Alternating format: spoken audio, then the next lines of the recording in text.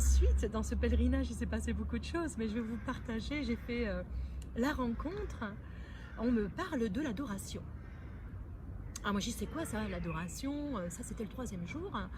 On me dit, bah écoute, l'adoration, c'est la présence réelle de Dieu dans l'Eucharistie. Tu verras, il y a un ostensoir. Donc, je comprenais rien ce qu'il me disait.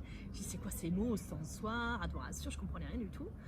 Puis du coup, on y va à cette soirée d'adoration. Donc, on était tous dans l'église parce que c'était quand même en hiver. Et puis moi je suis toujours dans une des portes au cas où je dois partir, toujours. C'est incroyable, j'avais toujours ce désir au cas où, je suis toujours dans ce doute, c'est incroyable. Et puis tout au début il y a des chants. Alors je sais que ce chant m'a interpellée parce que il le disait dans différentes langues. Et ce qui était incroyable, je dis c'est bizarre, on dirait qu'il me parle, donc il l'avait dit en français, en espagnol. Et il a répété en espagnol une 2e fois, je fais ah bah c'est bizarre ça. Puis là, j'ai senti comme s'il me parlait. Mais pendant l'adoration, à la fin, il y a le prêtre qui prend l'ostensoir, c'est une grande hostie comme ça, et il prend son temps, il bénit l'assemblée, mais il va banc par banc bénir tout le monde dans les allées. Moi, j'étais du côté, au début du chœur, mais à gauche, dans une des portées latérales où il y a des musiciens. Et à ce moment-là, je voyais le prêtre passer et tout le monde s'inclinait ou se mettait à genoux. Et moi, j'avais une position, j'étais debout, parce qu'il y avait beaucoup de monde. Et j'avais une position un petit peu, qui est un peu déhanchée, comme ça, j'avais les bras croisés. Puis j'étais agacée.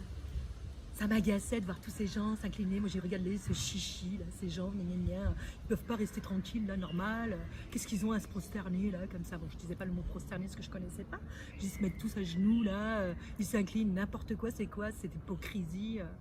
Et voilà, tout le long. Et puis en même temps, je voyais dans cette hostie un cœur en 3D.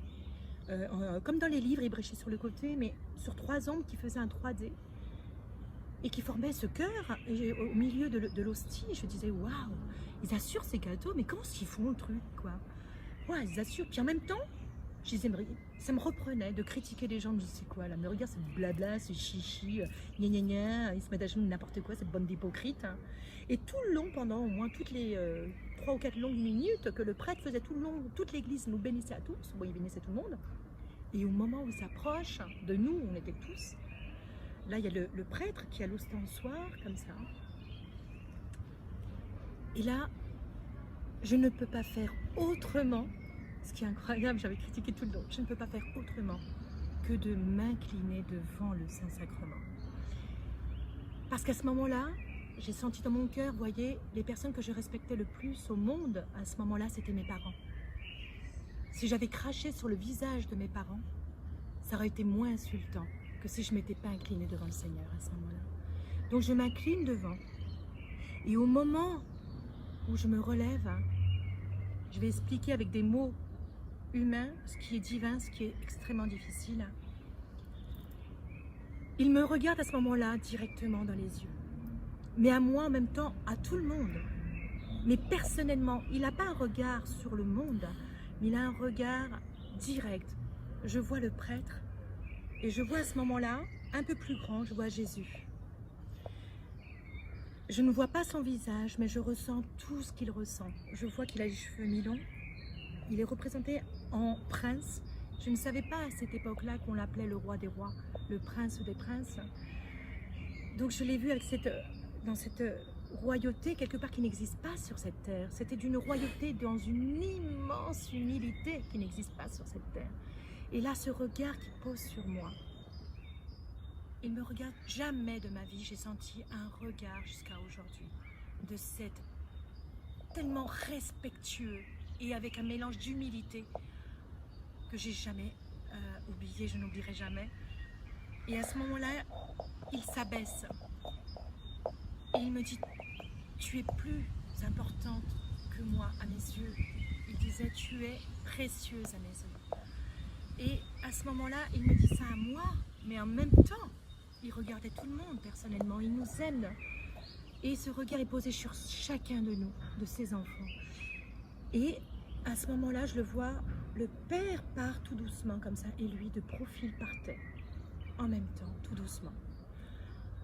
À ce moment-là, le lendemain matin, j'en parle à personne, parce que à ce moment-là, je suis dans le bus, on va aller voir le Père Joso dans une église. Et j'étais une des plus jeunes dans le bus, entre guillemets.